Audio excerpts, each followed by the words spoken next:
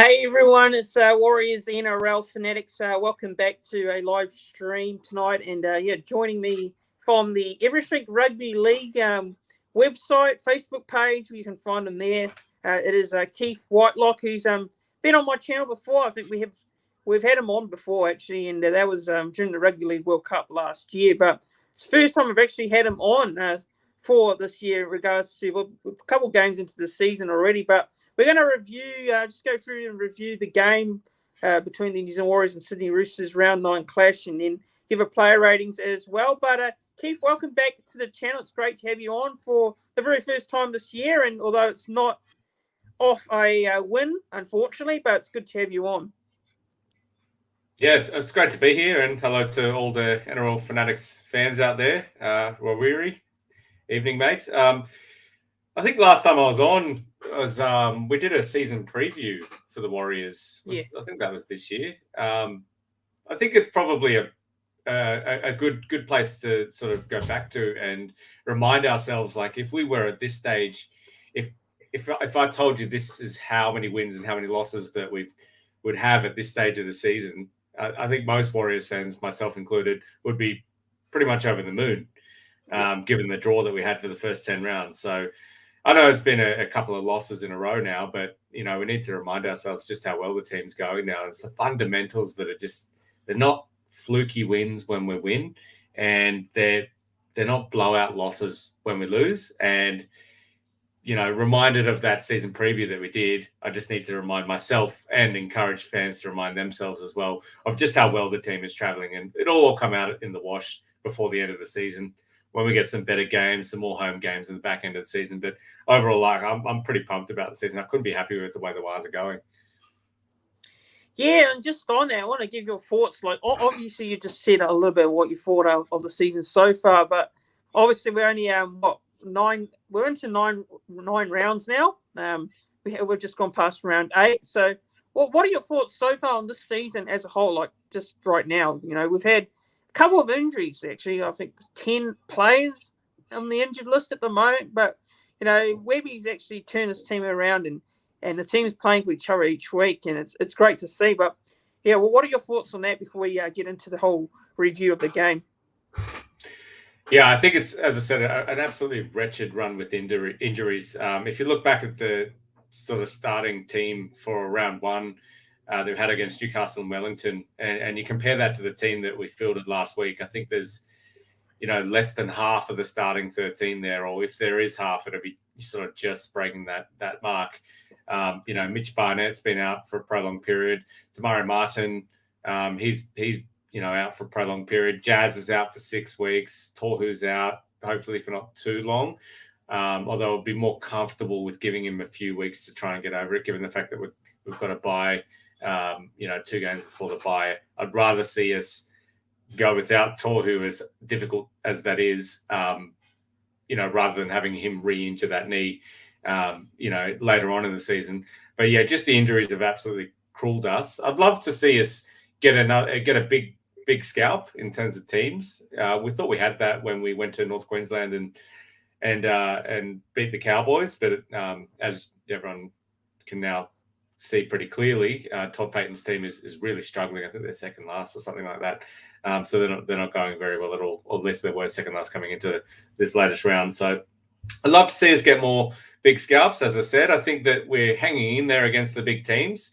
And on the weekend, and there's been a couple of similar times where we've played a similar vein of play to what the Dolphins do, which is to just try and sort of aim to complete every set, get the ball in the corner. We obviously went away from that a little bit on the weekend, and play that fundamental sort of really good football and give opposing teams enough rope to try and hang themselves. And that does work against sort of the bottom 8 teams that we've gotten victories over. But we're starting to see, when we come up against these big teams, that, we give them that rope and they don't hang themselves, metaphorically, of course. So we need to sort of offer something a bit more than what we're offering against big name teams. But I'm sure it'll come, especially, once we get a full squad back on deck. I'm so confident with how we're going this year. I wouldn't be surprised if we had a full team, certainly top 6. Yeah, well said there. Yeah, in regards to, I think the start so far, we're 5-4, so 5-4 after 8 rounds is, I mean, for me, I'm pretty happy with that. I mean, we could have been a lot worse. I mean, 5-4 is a good stepping stone for the rest of the season, but we've obviously got very tough games. We've had Melbourne, and we've had the Roosters as well, and now we've got the Panthers this coming week. So, yeah, some tough games, and then the Bulldogs, and then we've got the Buys. So, the schedule and the draw has not been kind to us, but it is what it is there. So, yeah, what are your thoughts? Just quickly, what are your thoughts on the way the season, the draw has been for the Warriors so far? Obviously, we've had some wins, we've had some losses, but Panthers coming up, Dogs away, and then the bye. So obviously the bye will probably come at the right time because of the amount of injuries we got at the moment. As much as I want to mirror Webby's mantra of no excuses no matter what, and there should be that mantra, of course, geez, the NRL's done us no favors. That Anzac Day game is one that, they could have given us that Anzac Day game if we put Melbourne as a number one pick in terms of preferences for the draw, and Melbourne also put us, as they do every year, as number one pick as a preference for their draw. All this talk about giving back to the Warriors for keeping the competition alive for the past 3 years, it's a bit of a slap in the nuts to see. It's just absolute lip service from every club besides the West Tigers, but the only thing the NRL has done to give back to the Warriors, or not even the Warriors, New Zealand Rugby League, is to host the All-Stars game in Rotorua. So what has the NRL done to help us out? Absolutely nothing. It's a bit brutal in that regard. And I know that the comparison that Wars fans have put up, and rightly so, is the draw that Golden Boys Brisbane Broncos have this year. They play 3 games in Sydney, which is incredible. They play 3/4 of their games in Queensland without it needing to leave the state. And most of the time they're playing with 7-day turnarounds because they generally play every sort of Friday night game because that's where the TV companies want them because they're such a high rating team. So you compare that to the travel that the Warriors have done. By round 6 or something, we had traveled more than 30,000 kilometers and the Broncos had traveled 3,000. So there's an inequity in this competition that's impossible to overcome in terms of travel because we are the only international team in the Australia's National Rugby League. I understand that, but more could have been done to help the Warriors out, given what they've done, what we've done as a club and a fan set for 3 years to keep the competition alive. Yep. Yeah, well said there. Yeah, anyways. But moving on from that now, obviously, we've got the round 9 clash between the New Zealand Warriors and the Sydney Roosters. So what we're going to do is I'm going to review the game. So we'll go into it now. So first half, so we had a bit of a tough start with the weather conditions, the wet weather over there in Auckland, New Zealand. Marcelo Montoya, I think he had to knock the ball and play the ball. And it was only 1 minute and 32 seconds into the game. And the Roosters got their first crack at the Warriors line there. And then they got a set restart after a great kick by Luke Keary to then the Roosters get another set of 6. And, sorry, there. My phone fell down. And what are your thoughts on that actually, that play there where the Roosters then themselves got 2 points from a offside penalty. Actually, it was an offside penalty. It was a Sean Johnson goal line kick that it didn't go 10 metres. So what were your thoughts on that right there, that play? Because it wasn't a great start. Wasn't a great start. Did it go 10? Probably not. It's a 60-40 decision for me. Yeah. It's so hard to judge when the ball's in the air over the line. Yeah. And that's always going to be the case unless you're going to have sort of, sensors that go across the 10-meter line on every rugby league field, which is unlikely to happen.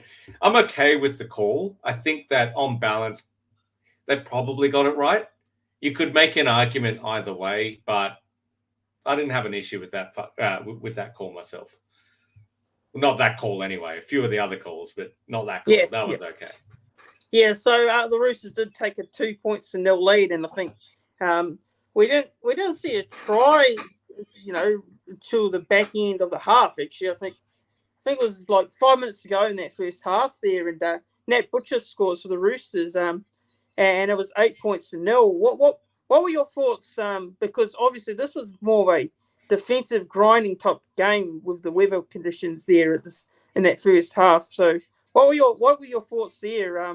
The Roosters getting that try to go 8-0 up. What were your thoughts? Because it didn't look like the Warriors had a lot of possession in this first half, but obviously that second half changed around. But move on. We'll go on to the second half after. But what were your thoughts on that 8-0 Roosters lead going to half time?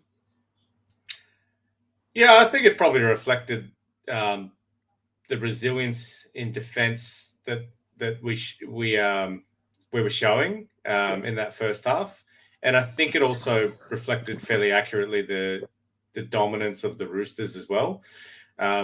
They simply had more go forward. They were sort of bending the line every play. We were being outmuscled largely, and 8-0 is probably a fair reflection on where the game was at that time. This was a game where if you were trying to introduce someone to rugby league, this is the worst possible game to do it with. It was monsoonal conditions. It was very unadventurous play from both teams. There was mistakes, but it was pretty evident the whole game that the Roosters were outmuscling us. They just played better football for the conditions. We played ultra conservatively, hoping that it would open up in the back end. We'll get to that in a second. But yeah, that first half was just a grind fest, and it wasn't pleasant to watch as a rugby league game. Especially we were expecting a big sellout crowd. If that was a dry weather Sunday afternoon football, it would be a completely different story. But yeah, fairly accurate reflection. Yeah, and it was a pretty good crowd there at Mount Smart. Actually, it was 20,395. So in those conditions, those fans braving the wet weather elements that's a great turnout. For a home game, especially in that weather. So you could have easily had a bit of a lower crowd attendance, but those fans turned out and watched their team play. But yeah, look, regards to that first half, had a few referee decisions. Firstly, on the Teddy drop ball, what were your thoughts on that? Because the referee didn't call it a knock on. It looked clear for me that on replay it was a knock on. What were your thoughts on that? I can only assume that he was just obstructed from being able to view it accurately. Yeah. Well, that's what I want to assume anyway, because there's no way that you could say play on if you saw that clearly. It eats into the narrative that Warriors fans have felt for decades now. But in particular, it's come back to be one of the big topics over the past couple of weeks, which is that against the big teams in particular, we don't get the rub of the green. And I don't think there's many people. I'm sure there's a handful, but I think most Warriors fans are rational enough to realize there's no conspiracy behind this. There's no sort of concerted effort to help the other team the big team playing the Warriors. I've always thought maybe there's something subconscious because we're, on balance, a less successful team than the Roosters or the Storm, for example. And I can't help but think maybe there's something subconscious there that just seems to come out and manifest itself. Maybe I'm being paranoid there, but it just happens far too often that at crucial moments of the game, you just see the worst possible decision, or the most blatant thing is missed. And I don't know what it is. I don't want to go down that road of blaming the ref, particularly with this game, because the ref could have given us every call that we wanted and we still would have blown this game. We just, it's just one of those games for us. Yeah, and what do you think? I thought it was a drop ball from James Tedesco. I thought we probably should have had the ball back there in that situation, but the ref called it as he called it. So yeah, look, it is what it is at the end of the day. And even though it's not a great call, and the Warriors fans, a lot of Warriors fans will blow up about it because obviously there's a lot of people that say that we don't get the 50-50 calls go away most of the time, but you know. Oh, and I agree. We just don't. It's not even an opinion. It's almost factual. We just simply don't. We need to overcome that, and that's what Webby is saying in the presses, and rightly so. We can only control what we can control, and we defended our set after that drop ball. So, that's fantastic. That was fantastic to see. We can't control the fact that the referee chose to move on from that drop ball. And that's the correct way of going about things when Webby says that in a press conference, because I can't see it changing until we start to be regular top 4 contenders every year. We're going to get those calls. It's just the way it is. So I agree wholeheartedly with Webby and his take on it. Yeah, and Webby's great because when he speaks in his press conference, they're always great to listen to, and he doesn't find excuses. As fans, we always like to look for excuses and say there's injuries and calls going against us and that, and we have short turnarounds. But Webby doesn't come up with any excuses at all. He's pretty much truthful what he says, and that's what I like about Andrew Webson, and that's why I'm so glad that we've got him as a coach. And I think what he can bring to the side in the future is going to be great. So, but there's also the likes of Corey Allen. He knocked the ball on, I believe, too, and a 40-20 from Luke Carey, which I saw a post on a Facebook group, Warriors Facebook group, and it looked like it showed that the ball actually it looked like it was out, like not out on the full, like it wasn't like it was a 40-20. I don't know what your thoughts on that when you watched it. They said it was a 40-20, but I didn't see the other camera angle. So I only saw the one camera angle, which was the one that was shown live. And it's very hard to see whether or not it went out on the full. The objection I have is that given how much impact that has on a game, surely you'd check it. And unfortunately, we're just not seeing, like the Melbourne game, the try with 6 hands in it. Why wouldn't you spend more time to check that, given you check every single thing else? You look at the drop ball that came against us, where it simultaneously landed on the grass and the foot. The complexity of Chris Butler's explanation of that drop ball, and it goes and misses the Tedesco drop ball. Like it's like they're focusing on the wrong things and choosing not to focus. But I need to stress that we didn't lose this game due to the officiating. The officiating would have been, I would have been furious if this was a less than 6-point game, for example. But the reality is, especially in the final half an hour of this game, we just dropped the ball, worst possible opportunities.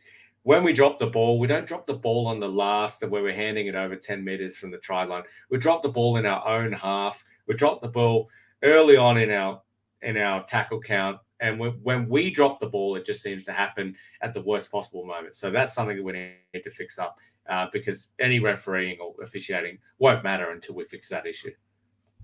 Yeah, so on the second half there, I think we had pretty much, the stats were starting to become in our favour with possession and that. And we had an ample amount of opportunities with the ball on the Roosters' defensive line. But just to me, that our attack just looked, out of sync. Looked very flat, and we were looking like we were impatient. We just wanted to look to score. Because it was getting very frustrating. The Roosters just, kept keeping us out. We weren't really penetrating the Roosters' defence. But what are your thoughts on that second half? Especially it wasn't that much of an entertaining second half in terms of tries and points. But what are your thoughts on that second half? Because the Warriors were really struggling, to get any momentum in their attack, especially on that Roosters try line. Yeah, you're 100% right. It wasn't pretty to watch. I think Webby said that, we let the scoreboard pressure get to us. The fact that we had 0 next to our game may have sort of psychologically worked its way into the players' heads. I'm not too concerned, though, unless we're playing in monsoonal conditions often. Generally speaking, if it's dry weather football, we'll be able to, score tries almost when we need to score tries, really. The fact is that, SJ was absolutely pivotal, probably more pivotal than he should have to be. But with all the injuries and suspensions that we had, every single thing revolved around SJ. Whereas if we get players coming back and it's not monsoonal conditions, I think you'll see, the attack will naturally go back to a bit more sort of, free-flowing, organic football. So I'm not too concerned about it, but it's probably our biggest test of whether or not we could still stick to the game plan when it's the biggest pressure we've had in terms of sticking to the game plan in the second half, being on 0 with 20 minutes to go. So if you're ever going to deviate from the game plan and try and, try a few things a bit more mercurial, that was the time. And yeah, obviously we didn't go too well, but I'm not concerned about it in saying that in the bigger picture. Yeah, and obviously there was a lot of pressure from the Roosters on Shaun Johnson's kicking game. So Shaun Johnson was obviously doing a lot of kicking in this game, and it was a lot of responsibility on him. But well, what are your thoughts on that? Because I felt like there was a lot more responsibility on Shaun Johnson in this game in previous games. I think it's unavoidable, though. It is. Obviously, the other kicker that we have in the squad in terms of high-quality kicking is Ronald Volkman. But Webby has said that Ronald Volkman is a halfback. He's not a 5'8", despite the fact that a lot of fans and even a lot of other coaches consider those two positions somewhat interchangeable. Obviously, Webby's got this clear vision of a halfback controlling the game and kicking 90+% of the time. So we do have Volkman there, who's absolutely killing it in New South Wales Cup. And the reality is that no matter who we pair with SJ outside of Volkman, they're easily going to take up less than 10% of the kicking duties. Tamara Martin, he wasn't kicking very often when he was fit. Luke Metcalf is not a known kicker, and certainly Dylan Walker is not a known kicker. So no matter what, all the pressure is going to be on SJ. It's just the dynamics that we have, unless you put Volkman in 6, which Webby has sort of indicated that he doesn't want to do.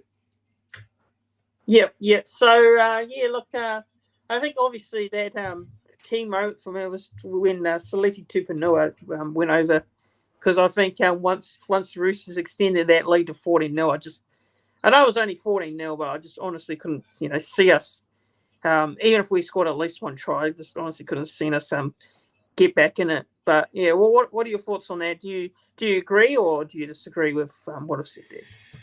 Yeah, I agree. I just think that I keep coming back to the fact that this is such an outlier game. It's probably the first game since the Nathan Brown era where I've been genuinely relieved that it's over. Hopefully we got to blood Dimitri Sivakula. It's another game together as a squad under our belt. So hopefully we can take something out of it. But the conditions are unlikely to be repeated again anytime soon. The amount of players out hopefully won't be repeated, all that often. It's just one of those games. I'm not concerned by the loss. I would have loved to win, but to get something out of it was really, really tough. So I think as a club and as a fan base, we just sort of move on to Penrith in Brisbane at Magic Round. Yep. Well said there. So, the scoreline finished 14-0 there. So, unfortunately for the Warriors, did not score a try on this one. Probably don't look likely anyways in my personal opinion because, it just wasn't our day in terms of attack. Defence was all right, but attack wasn't there. But, so regards to so there was only 2 try scorers in this game, Nat Butcher and Saliti Tupanua. Joseph Suoliti with 2 from 2 conversions, and the crowd attendance was 20,395 at Mount Smart Stadium. So I'll go through some stats here. So stats, interesting. So we got possession-wise, Warriors 53%, Roosters 47%. Completion rates, Warriors 73%, Roosters 76%, and all runs, Warriors 208, Roosters 181. All running meters, 1,653 to the Warriors. So he ran for more meters than the Roosters. They got 1,626 meters. Post-contact meters, Warriors 453 meters.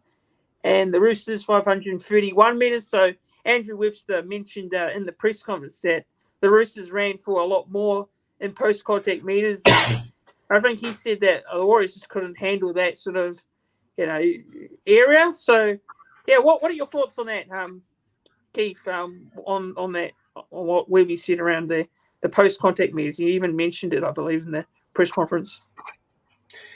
Yeah, when you have weather like this, you obviously play very, very conservative football, and up until generally speaking, we don't have a very big forward pack, which is fine because our inter-forward ball movement is what sort of gets things over the opposition a lot of the time.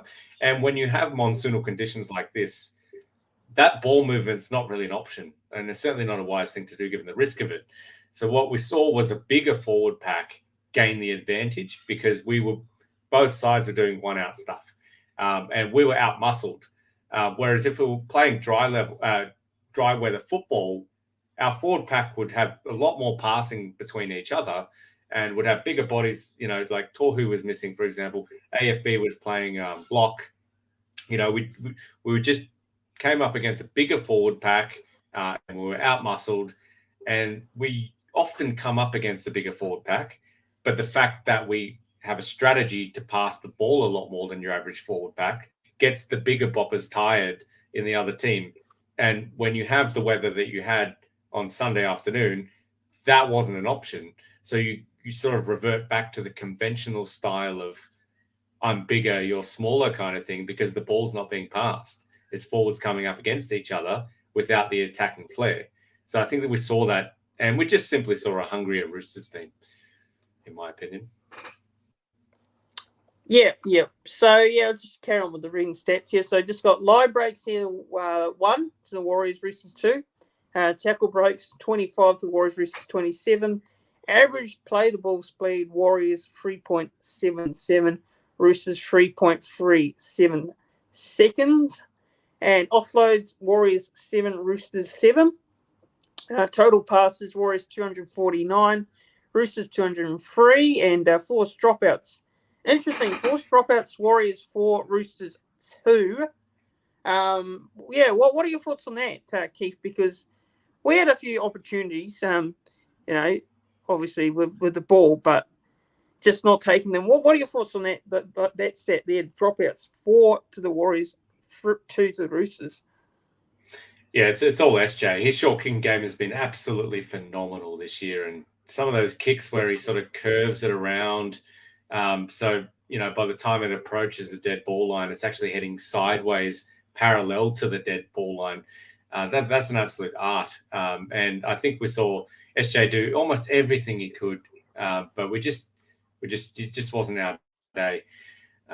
So yeah, kudos to SJ. He tried to carry us again. He didn't. There was moments at the back end of the game where I thought he felt the pressure to be old SJ and try and be the hero and win the game for us, which of course we would have all loved to see. But there's not much more he could have done on Sunday. So another good game from SJ, if not sort of making the Dally M 3 points or anything. Yeah. His short kicking game's very, very good for us there. And also tackles made, Warriors 356 to the Roosters 392, and missed tackles, Warriors 27, Roosters 25. Errors. Now I think this is a big one. So you got the Roosters. Actually, it was not too bad. The Warriors had 13, the Roosters had 10. Both teams actually made quite a few errors. Obviously, it's wet weather conditions, so it's never easy to handle the ball in those conditions in itself. So, and then you got penalties conceded there on Warriors 4, Roosters 6. So, for a lot of people who have been talking around about the officiating, the Roosters conceded 6 penalties, Warriors conceded only 4. So, the Warriors really didn't make the most of the penalties the Roosters conceded, especially with those 6. But yeah, what are your thoughts on that, Keith? Yeah, not all penalties are equal, and yeah, that's a bit paranoid, but I don't think so. I think it's been sort of widely acknowledged in the past that Roosters less so these days, but generally speaking in the past, don't mind giving away a penalty on the first couple of tackles. And I think that we saw a few of those. I could be wrong. Not all errors are equal either. We dropped the ball sometimes on the first tackle. Pompey had a bad one. Montoya was a bad one. Jackson Ford dropped the ball right over the try line. If he just held the ball, it would have been a game-changing try. It's not the errors in particular, because we can't be too hard on the players. Look at the conditions. Yeah. We can't expect the same error rate that we'd see in dry weather football. But in saying that, just when it couldn't have gotten worse in terms of the time to make an error, that's when we sort of seem to make an error, particularly in the outside backs. Yep. So Jacko here saying, hello, Lee's a bit late. Hello, Jacko here. Hope you're doing well. Hey, Jacko. Good to see you in the chat. One of the loyal viewers of the channel. So it's good to see him here. But yeah, just last thing, do you have anything more you can add on in regards to that game? Because I'm gonna ask you for 3-2-1, like a man of the match. So I've got my 3-2-1 here. But what is there anything more you'd like to add on in regards to this game? Yeah, just remind fans, don't read too much into this game. With the amount of players that we had out, it was always going to be an uphill battle, and then throw in the conditions there. We couldn't play the brand that has seen us compete with every team that would come up against this year. When we get a few cattle back, I don't know what the laws are around CNK and when the 11 days ticks over.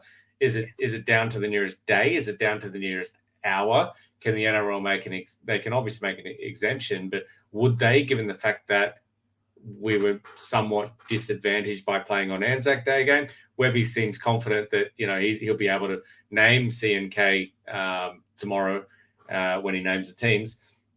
Captain's out, Tohu. So yeah, look, ideally we'd get the win. Ideally we'd get the win against Melbourne, but the fact is that the future's bright. The back end of the season is a lot easier for us in terms of the amount of home games. Don't take too much out of this game. Let's sort of reflect on it, learn what we can from it, and just move on to next week. Yep. So I'll just go through my man of the match now. So starting off with my 3, and then my man of the match is my 1. So I've got 3. I'm going to go Jackson Ford. I thought it was pretty solid there. 2, I'm going to go with Dylan Watini-Zelezniak. Actually, thought he was all right at fullback there.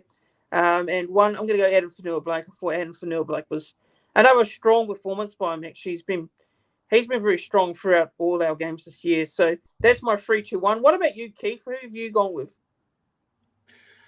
I've actually gone with SJ. I think his short kicking game and the weight on his shoulders, metaphorically, he was trying everything he could to carry that team around the park.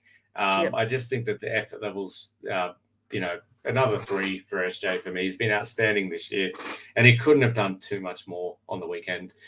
Number 2, I'll go DWZ. It's the first time in more than 2 years that he's played fullback. I don't think he trained there in the off season. I think he's been obviously clearly told that he's a winger for us. And Tane Tuipiki's our sort of next man up in terms of the fullback. But he filled in, is fairly reliable, when you take into account the conditions. And he tried his heart out. And it's either Wade Egan or Adam Fanua-Blake for me. I'll go AFB. I think he made something like almost 160 meters, almost 60 post-contact meters. In saying that, it was a game where were there really any like gem standouts? It's quite a hard one to give points to it is. For the Wildcats. Yeah, there wasn't real standouts, but I think that the effort player was Sean Johnson and DWZ, and for the forwards, AFB. Yeah, but I agree. Yeah, it was quite hard to come up with a man of the match in this one. I actually just try to have a look, watch back the game live, or watch back a replay, and try and go through my 3-2-1. But it was quite difficult to come up with one in a very tough game like that, especially in those conditions. And there wasn't really one standout player, but I thought Fanua-Blake played well there. So just a question here from Jacko. Jacko here, he's asking, do you think we could have changed attack down 14 zip with 20 minutes left would have been risky, but we were going to lose anyway, playing the way we were as the Chookies had us covered. So, yeah, what are your thoughts on that question there by Jacko? Yeah, obviously we could have changed the attack, but I think that on balance, if you sort of zoom out and take the whole sort of 27 rounds into account, if we just stick to the game plan for the full 80 minutes, we'll get more wins by doing that. If we start changing the game plan with 20 minutes to go this week, then, does that give carte blanche to do it every time that we're down with 20 minutes to go? And if so, all of a sudden we move away from what we've been trying so hard to do for the first 9 rounds of the season. So I think whilst it sort of didn't work for us this week, if we continue to do it for 27 rounds, we'll get more wins on balance than what we would, in my opinion, if we started to give sort of, permission to change the game plan ad hoc or be a bit more dynamic with 20 minutes to go. It was just one of those games where, what are you going to do? You kick the ball, it's not going to bounce very far. It was that wet out there. We just needed bigger bodies. And unfortunately, Bunty got driven back a few times. AFB's our biggest body, and he was moved out of the prop position. So, yeah, it was just, yeah. I have no issues with this sticking to the game plan for 80 minutes. Although, if you listen to Webby, you'll say sort of we panicked due to scoreboard pressure.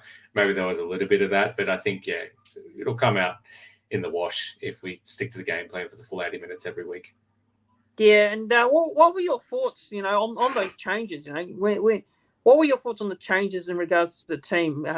We had some late changes there. We had Whanua Blake going to lock and that. So, yeah, what were your thoughts on that? And I was a bit surprised that Kellen Going didn't get a debut. Actually, I think Sivakula got the spot, which was good to see. You're on Dimitri Sivakula. It's great to see him make his debut for the Warriors. Yeah, what were your thoughts on those changes? Just on Adam Whanua Blake going to lock there.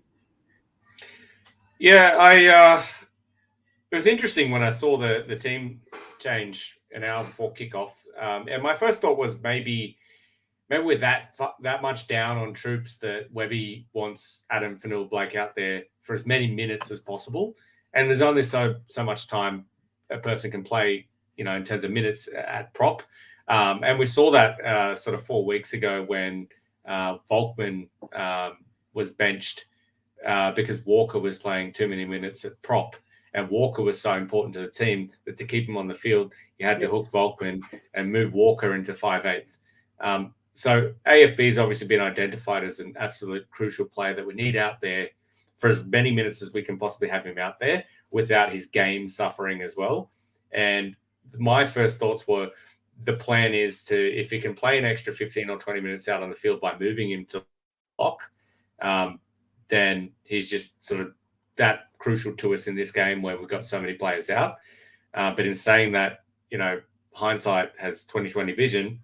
And we now know that we could have really used him charging through that through the middle against the Roosters, because we really struggled with our props in terms of penetrating the defensive line, and we were simply out-muscled without him there playing prop. It was an interesting one. It could have been evil genius, but unfortunately, it didn't quite work out for us the way I'm sure Webby had wanted it to. Yep. Yeah. So just looking at this comment here from Jacko. For me, should have had a plan B when plan A isn't working. Yeah, well, what are your thoughts on that? Yeah, it's a fair call. I ideally would have a plan B, but maybe we just don't. Maybe we've just got the one game plan. It's a very valid comment, and I can't disagree with it. Yep. So we'll move into the player ratings now. So player ratings. So start off with fullback, and that was Dylan Watene-Zelezniak. Keith, what do you give Dylan Watene-Zelezniak out of 10? I've gone actually with a 7.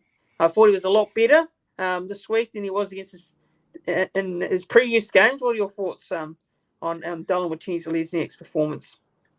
Yeah, I'll go 7.5. I think that it's not easy to be thrust into a position where you're just not used to playing. It's the first time in 2 years that he's played fullback. I understand that he's a former Kiwi fullback, but it was all heart, which prior to the start of the season, that's what fans said they want to see from the team this year is heart. I think that he was one of our best players, and in a game where there was no real standouts for the Warriors, I'd say he was.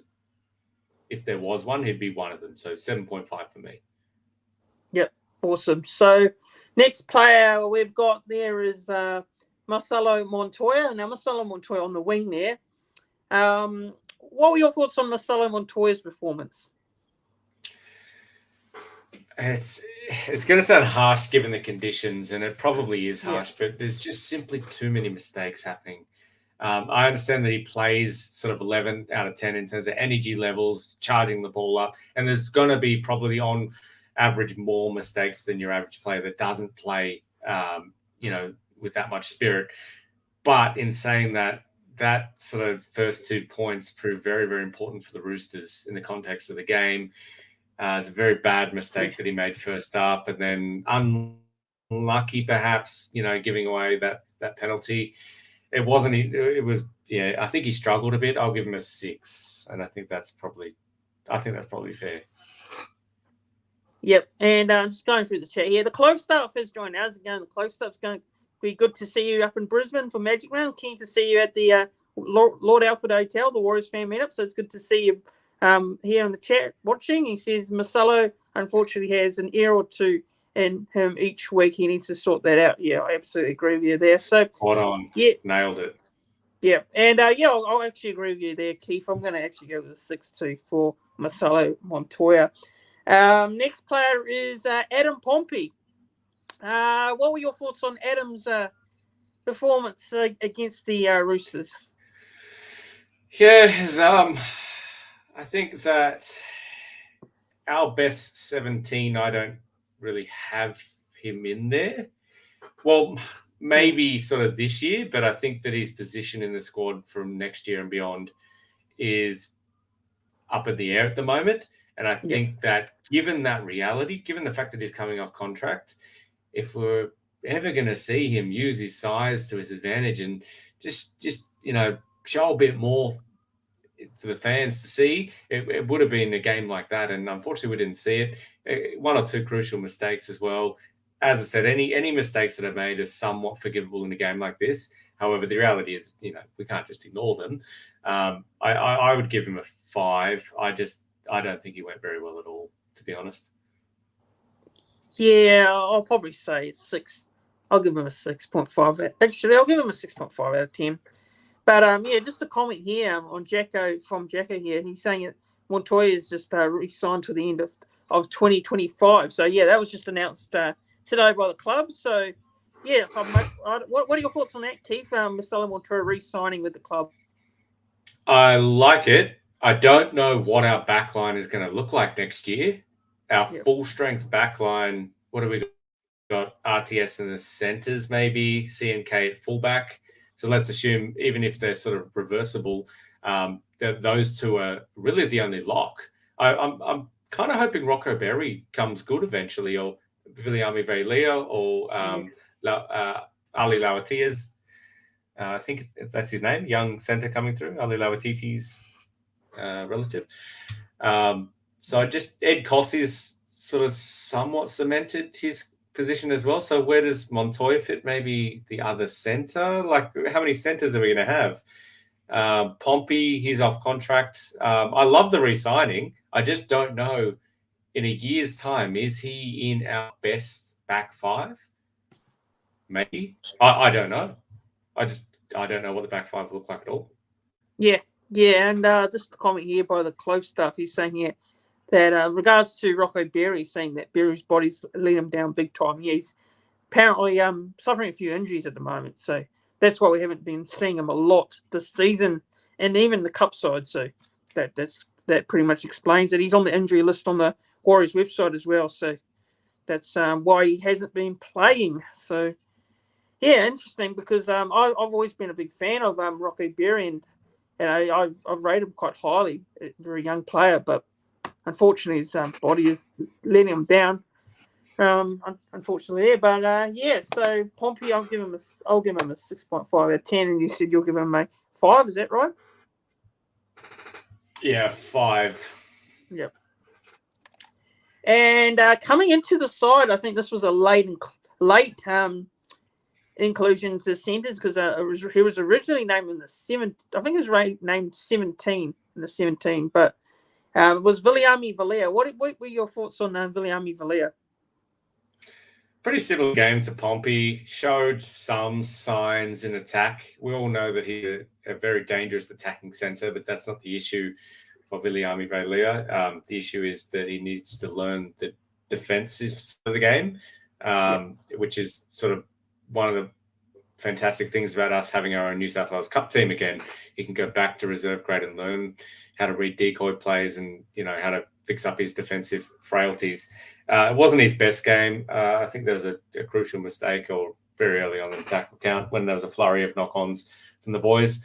I'll go 5 as well. I don't think it was necessarily worse than Pompey, but it wasn't too much better either if he was even better. So, yeah, 5. Not the best game. Not a very good game. Yeah, and the close stuff is saying here that Valea's still big defensive deficiencies. Yeah, I agree. Yeah, his defence obviously needs a bit of work. Being a young player, obviously he's still got to work that on his game. But yeah, I'll probably say 5 out of 10. I'll probably agree with you there. 5 out of 10 for me. The next player on the wing there was Edward Cozy. Actually, I thought he was all right. Yeah, I'll give him a 6.5 out of 10. What were your thoughts on his performance? Yeah, your adjective is spot on. As mundane as it is, he was all right. Like he wasn't all that involved in this particular game compared to the previous, 8 weeks of the year. I didn't really notice him much, which is sometimes a good thing because you tend to notice, knock-ons and errors as well as obviously the good stuff as well. I'll give him a 6. It was just, it was okay. It was all right, as you said. Nothing special. Yep. And the cloth stuff is actually giving him a solid 7. Worked hard all game. So, yeah, fair enough there. But that's a fair enough rating. And the halves now. So we got the 6, the 5/8, and that was Dylan Walker. What are your thoughts on Dylan Walker's performance? I think he tried very hard.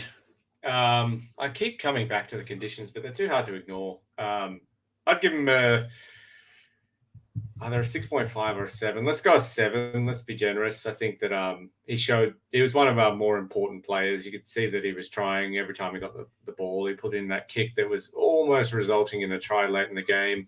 I think it's a solid 7 for me. He was probably our top 5 players, if not top 6. Yeah, I'll say I'll go with 6. Yeah, I'll go with 6. I'll go completely different now. I'll go 6 out of 10 for me for Dylan Walker. But he's obviously playing a position where a lot of people weren't expecting him to play at the start of the season, and obviously with injuries and that's why he's been brought into the side to play in that jersey. So yeah, that's main reason why he's there. But obviously, I thought he worked pretty well, more so off the bench in my opinion. I think he's worked much better off the bench, but that's what I believe. So, Sean Johnson, I'll give Sean Johnson here 7 out of 10. What about you, Keith? I think it was slightly better than Dylan Walker. I think that he's got so much pressure on his shoulders, and his short kicking game is an absolute standout and created opportunities for us that we just couldn't take advantage of. So I'll go half a point better than Dylan Walker. He doesn't quite justify an 8, but in probably 1 point better than Dylan Walker, but he's not quite an 8, so I'll still go 7.5.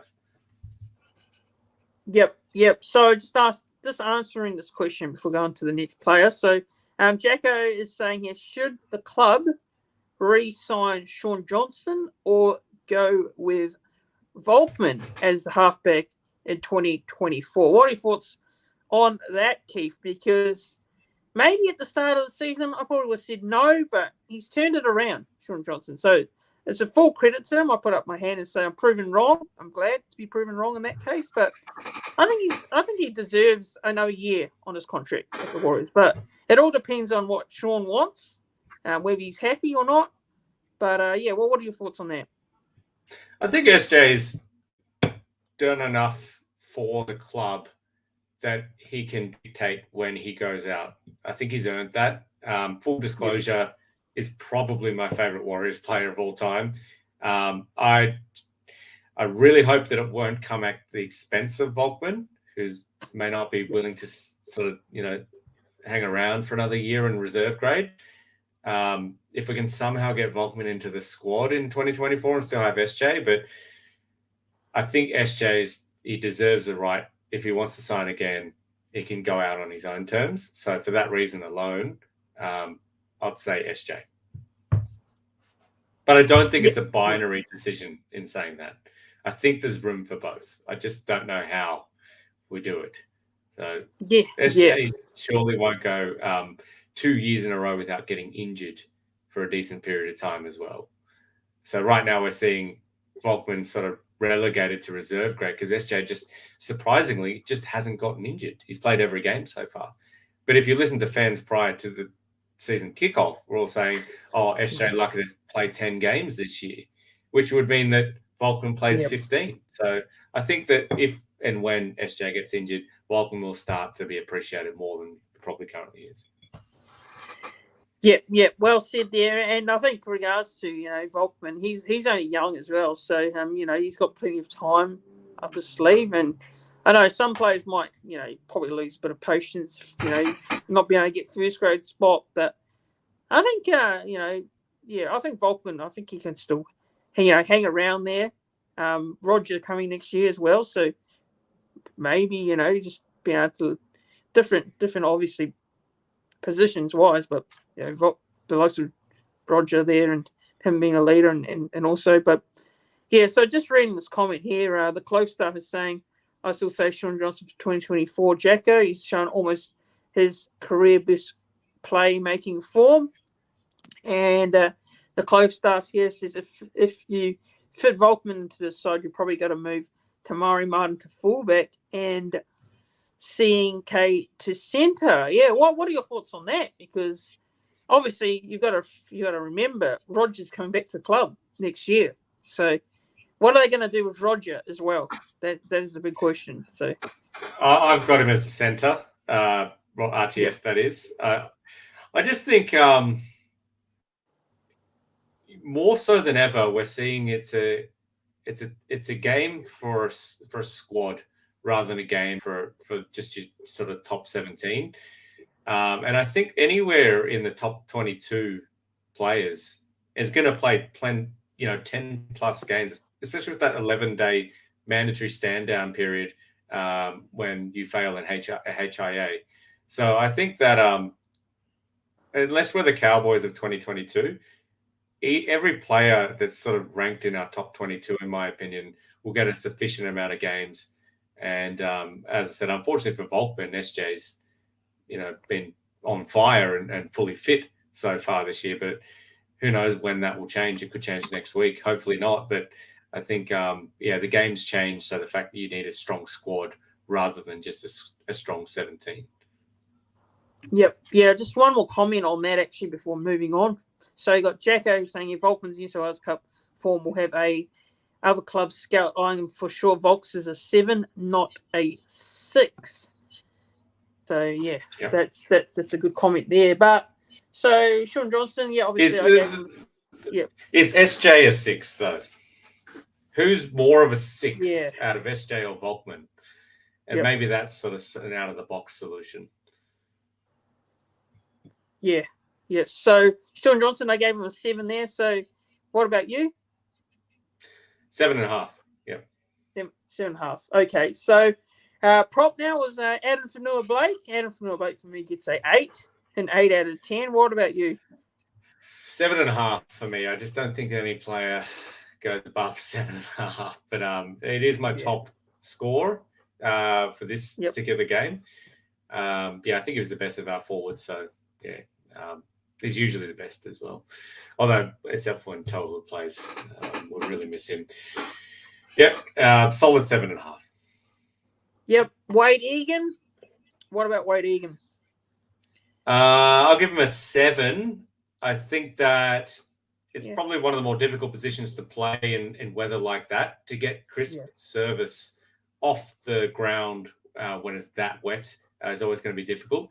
And I think the fact that Joey Lussick didn't get any game time, is testament to the quality of the service that Wade Egan provides. So 7 for me. Yeah, I'll go with 7 as well. Bunty Afoa. Yeah, I'll give him a 5. Yeah, what about you? Yeah, I'll go 5 just because, and there's a little bit of sympathy in that as well, because I love Bunty. I think we all love Bunty. He's one of the genuine junior warriors, which is quite rare. Like, we don't have many. We've got Jazz in there. We've got SJ back, of course. But there's not that many genuine junior warriors, rugby league players that have come through from a young age, and Bunty's one of them. We all want to see him succeed, but every game that passes, I just can't see him in our strongest 17. And I think we need to start blooding players like Dimitri Sithakula and, obviously Barnett, when he's fully fit, will slot in there somewhere. So I'll give him a 5, and I really think his top 17 status is probably extremely under threat, if not relegated to sort of below the top 17. Yeah. I mean, I think there's a lot of talk around Bunty Afoa at the moment. I mean, he's not really been able to find that form, but he's not getting a lot of minutes as well. So, the close stuff saying here in regards to Bunty, he's still not offering what we know he can. Definitely not in the 17 at full strength. Yeah, I have to agree. I mean, there's a lot of people that are big Bunty Afoa fans, and you don't really see his name being brought up a lot because, he's such a popular figure on the side. But you've got to have a player, that adds a bit of impact. And I don't think Bunty's doing it at the moment, unfortunately. But, I love Bunty Afoa. He's one of my favourite players on the side. But, if he's not offering anything, in terms of impact, it's hard to see how it can be in the 17 at full strength. I do agree with you there, the close stuff. What are your thoughts on that comment? Yeah, I've agreed with everything that the cloth stuff has said tonight. And Jacko as well. Yeah, there's you got extremely well-educated fans. I think we're all on the same page there, to be honest. Yep. So next player is Jackson Ford. What were your thoughts on Jackson Ford? I think he tried hard, and he's usually one of our best. It wasn't his best game, but it wasn't through lack of effort, which is a key point that I need to make. But on execution alone, I'm going to go 6.5. Yep. Yeah, I will say 6.5 out of 10 for me. Yeah. So the close staff is saying Jackson Ford, Jesus Christ, some of his errors are costing us big time. He has also missed 7 tackles too, and that's a big one. That's a big one. Yeah, I didn't actually know those stats, so let me actually change that to a 6 now that I know those stats, because I was a bit hard on our outside backs for the mistakes that they made, and I gave a couple of them 5s.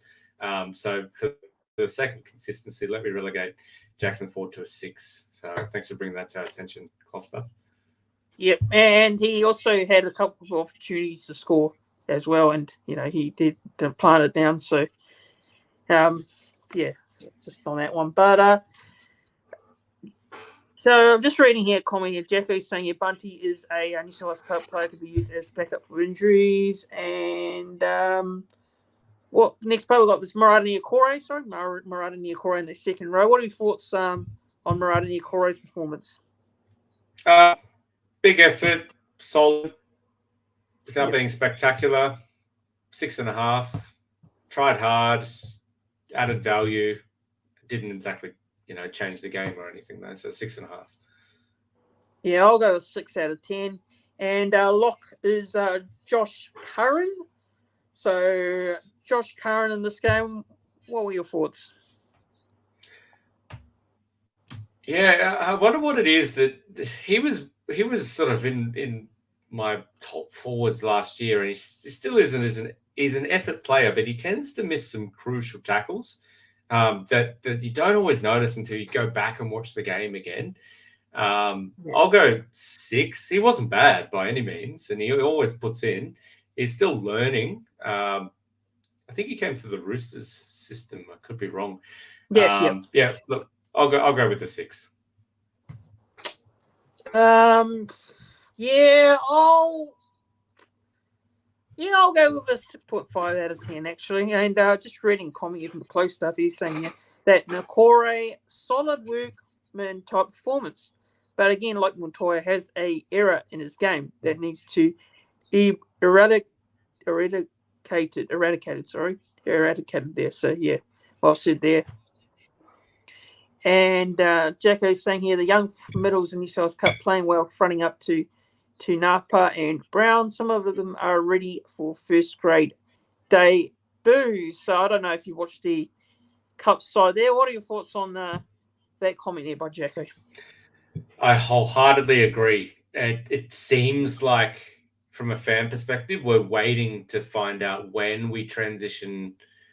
This hurts to say, but when we transition Bunty out and get one of those young props in, like Zion, for example, Sifakula, of course, because you can't help but feel they'll offer more in terms of go forward. And Bunty often struggles with post-contact meters. It's a bit of a ferocious run-up with the hair flying everywhere kind of thing. And then he reaches the defensive line, and he's often either pushed back or just sort of takes quite a long time to get to the ground and play the ball. It's not a lack of effort thing. I just think that maybe we need a bigger body there, and maybe one of those junior forwards can provide that. Or alternatively can provide a bit more sort of dynamism in terms of how they run the ball, like Tom Harley does. Yep. So the close stuff again, which is the close stuff saying some great comments here tonight. So love hearing what he's got to say. So yeah, Curran ran good lines of Sean Johnson, gets flat-footed on defence a lot. Once he gets that right, he's good to go. And agree again. And a comment here saying, I think this is the close stuff again, replying to Jacko, and he's saying agree with the New South Wales Cup forwards, bright futures ahead. And again, in regards to the Cup side, so Cup boys, monster, those Roosters forward pack. And Jacko's saying, love the finish of the Cup game. Napa and Brown were angry as hell after being dominated by our young lads there. So, yeah, I do agree. Watched the New South Wales Cup live. It was a great performance by that team. And they're currently sitting top spot on the New South Wales Cup ladder. So they're doing a great job there. Slade Griffin is the coach here, and he's doing some great work with that side at the moment. Yeah, and just for anyone that is in Sydney, it's almost like the Sydney equivalent of Magic Round for the New South Wales Cup this weekend. There's 3 games in a row at North Sydney Oval, including the Warriors one there. So $15 tickets, 3 games of New South Wales Cup, North Sydney Oval, which is like a mini SCG. It's historically probably my favourite ground. I grew up in the area. So get down to watch those 3 games. It should be a great day. Awesome. That is awesome. So, just quickly on the bench here. So we've got Bailey Sirenin here. I've gone with a 5 out of 10. What are your thoughts? Yeah, I'll go 5 as well. I think, he's suffered the chagrin of many fans over the past few weeks, particularly that game he played dummy half where a number of crucial passes were behind the players running on the ball. The biggest cause of the knock-ons in that particular game, and a few crucial missed tackles as well. So he tries hard, but there's far too many moments where he's a bit of a liability for us, and he needs to turn around really, really quickly. I don't think he's in our best 17 anyway, but if he sort of has a future at the club, he's got to show a lot more than he's been showing, in my opinion. Yep. The close staff is saying 0-4 just didn't notice him on the park, and gets found out wanting on defence occasionally with arm grabs in the middle. And Jacko is saying here, I don't get what with season 0, but he currently rates him highly. And I think that's it, the comments here. So what about Tom Arley? So Tom Arley, I gave him a 6. What about you? Yeah, I think 6 is fair. I love Tom Arley. I think that he had a wretched run with injuries over the past few years. It's a name that we've all seen there, and we haven't been able to see much of because he's been injured so often. So for him to get to round 10 and play most, if not all, games, and still be not injured, I think that is a big part of our forward pack moving forward. In saying that, he may not be a superstar forward ever. But I think that right now, in my mind, is certainly well ahead of Bunty. And I love everything, the energy and enthusiasm and the lines that he runs. I'll give him a 6. It wasn't a standout game for him by any means, but I love having him there every week. Yep. And Dimitrik Safakula, apologies if I pronounced that wrong. What do you give him a rating here? It was his first game, his NRL debut. So massive congratulations to him on making his debut. It's great to see a young player come through and get his first great opportunity. But what were your thoughts on his debut coming off the bench?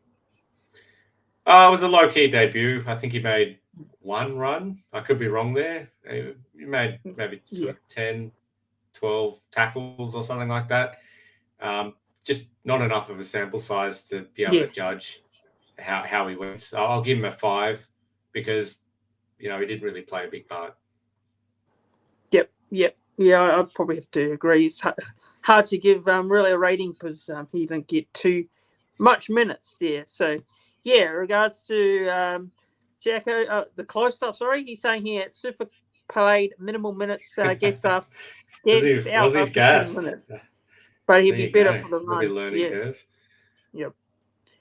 And Sifa's not on long enough to do much hard game to debut within a few minutes. Yeah, absolutely, Jack. Exactly. It's hard to get a bit of a read on someone who's not played a long amount of minutes. So I believe that's all. That's pretty much our bench. I think it is. I think it is pretty much our bench here. So that is it. That's the player ratings there. So Keith, thanks for coming on and chatting with me in regards to reviewing the game, reviewing the Roosters Warriors round 9 clash, and giving your thoughts and opinions and that. So really appreciate you coming on and giving your time up to come on tonight. Yeah, no problem. A few comments for me, which is anytime. I always enjoy coming on and talking footy with you. Thank you to the Clough stuff and Jacko. I think I agreed with every single comment that you guys made. It's like, I'm writing the comments myself. I think we're a bit of an echo chamber in that regard. And thirdly, enjoy Magic Weekend, where I think that all the main Warriors content creators, maybe sort of without Will and Brad and Fonzie, I know Hold the Ball is going to be there. You're going to be there at Magic Weekend. Ruin Hammer are going to be there. So enjoy yourself, brother. And I'm sure it's going to be an awesome occasion. Yeah, it is. And just quickly having a look into the last couple of comments before getting out of here. So the Clove staff is saying here, great show, lads. Jacko, I think Lussick was there purely as an emergency plan if Egan got hit again. Yeah, I think Lussick just didn't get in game time. He was, I think he was named there, but he didn't get in game Webster time. Webster does that a lot. He will name Tuapiki or Lussick at sort of 14, 15, whatever number, and then just not play them at all. So it happens a lot of the time. Yep. So just thanks everyone for tuning in and watching this live review for round 9 and player ratings with Keith Whitelock. Go and check him out. I think he's on Twitter. Keith Whitelock, there's on Twitter there, and I think it's Everything Rugby League. So go and check them out on Facebook, I believe. Facebook, is that right? Yeah, that's the main one. Yep, and your website, obviously. Yep. So go and check them out there. But yeah, cheers everyone for tuning in, and I'll see you guys all tomorrow night again for a live stream, and that will be the Magic Round preview for the Penrith Panthers New Zealand Warriors. I'll be joined by Jack and Nat from the Big Chat podcast. They are Penrith Panthers supporters, so we'll be previewing the game at 7:30 Australian time, so that'll be 9:30 p.m. New Zealand time live on this YouTube channel. So make sure you tune in for that. And also another plug as well. Wednesday night, I'll be jumping on Hold the Bulls channel, and we're going to be discussing NRL Magic Round as well, and giving our tips for the games as well, I believe. So we'll be jumping on that with Hold the Ball, Pro Enzo Vids, and Hainsey as well. So make sure you tune in for that one. But again, thanks for watching, everyone. If you are a new viewer, please make sure you subscribe to the channel. We are 7 subscribers away from the 2,300 subscriber mark. And the goal is to get to 3K by the end of the year. So that's the goal. But make sure you like this live stream as well. Like the video back if you're watching it back. And I'll see you all in the next one. See you tomorrow night. Cheers, everyone, for watching. Good night.